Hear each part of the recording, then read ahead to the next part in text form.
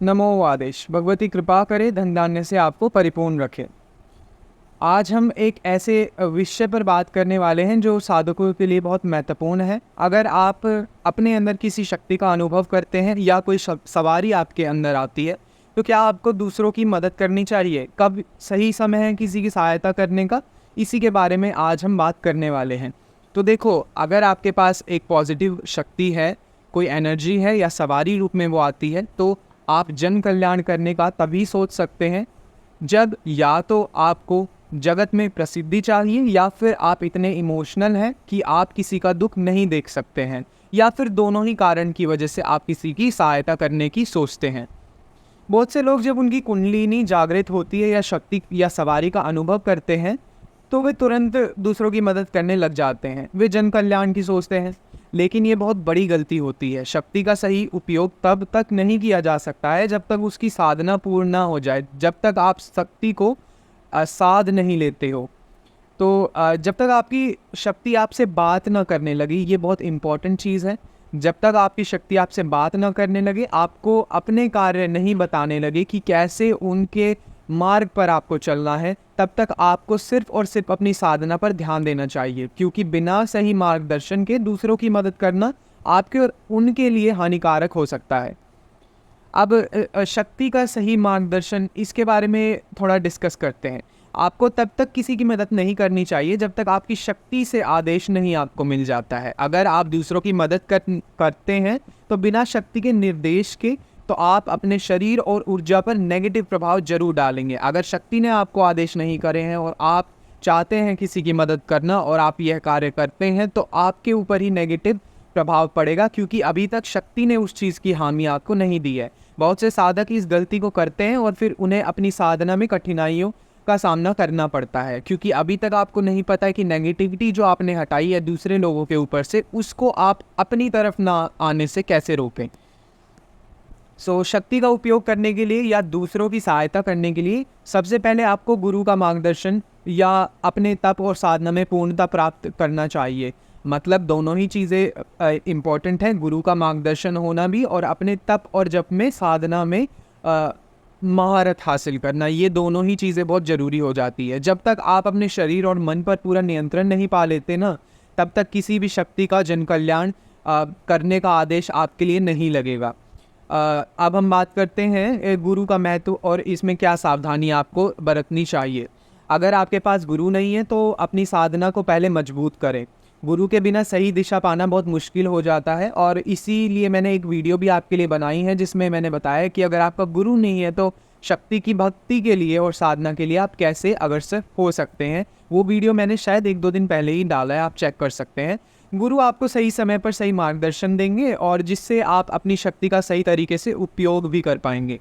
याद रखें, शक्ति का दुरुपयोग आपको और आपके परिवार को नुकसान पहुंचा सकता है। नेगेटिव ऊर्जा को हटाना, मंत्रों की सिद्धि करना और शक्ति को नियंत्रण करना, तो ये जो सारी चीज़ें हैं ये एक साधक के लिए बहुत ज़रूरी होती हैं।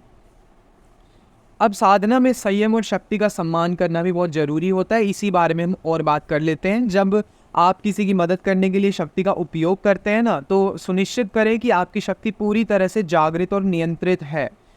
अगर अभी शक्ति आने लगी है या अभी सवारी आने लगी है और एकदम से आप रण में कूद जाएंगे तो आपको वहाँ पे पराजित ही होना पड़ेगा। इमोशनल होकर या दया के वश में आकर कभी भी किसी की मदद नहीं करनी चाहिए, क्योंकि आपको शायद उनका दुख बहुत ज़्यादा लगता है, आप उनकी मदद करना चाहते हैं, परंतु शक्ति ने आपको आदेश नहीं की है तो उसमें आपको ही प्रॉब्लम्स झेलनी पड़ेंगी। आपकी ही शक्ति आपसे निराश हो सकती है, क्योंकि शक्ति ने अभी तक आपको वह मार्ग नहीं दिया है।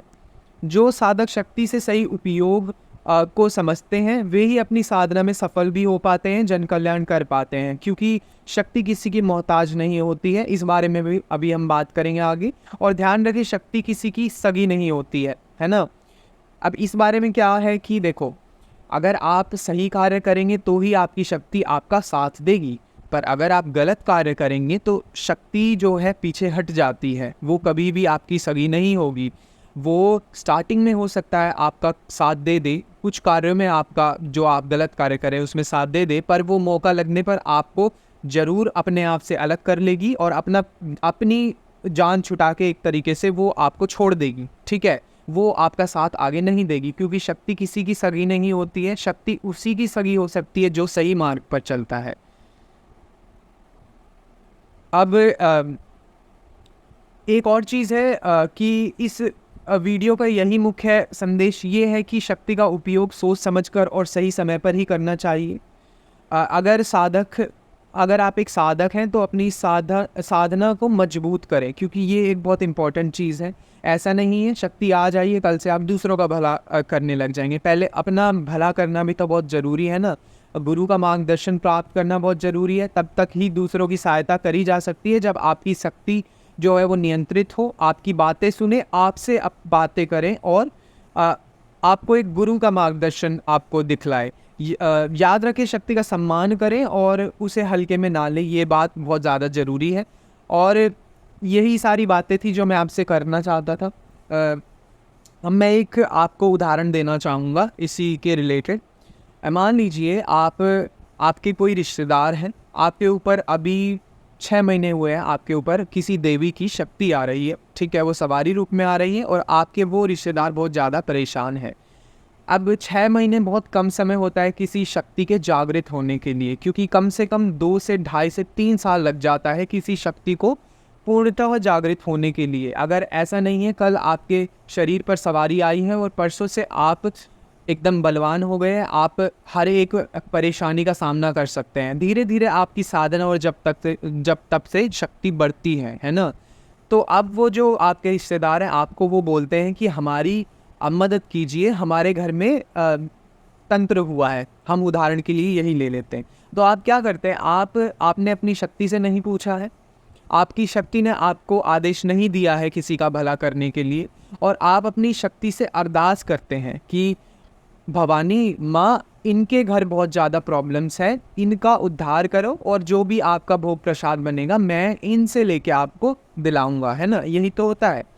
तो अब आपने माँ को बोल दिया है और माँ तो बहुत दयालु होती है। माँ अगर बच्चा कोई अरदास कर रहा है और ऊपर से दूसरों का दुख है उसके साथ, तो माँ ज़रूर वो कार्य करने की पूर्णतः कोशिश करेगी। पर अगर उस कार्य को करने में आपसे कोई भूल हो जाती है, किसी विधि में आपसे कोई भूल हो जाती है, कोई भोग प्रसाद देने में आपसे कोई भूल हो जाती है, तो वो जो प्रॉब्लम्स है, क्योंकि आपके गुरु ने आपको नहीं सिखाया है, वो सारी प्रॉब्लम्स आपको झेलनी पड़ेगी। क्योंकि किसी का कार्य ऐसे ही नहीं हो जाता है। हर तरीके के कार्य में हर एक विधि का विधान जो है वो थोड़ा अलग हो जाता है और आपको सारी चीज़ें देखनी पड़ती हैं।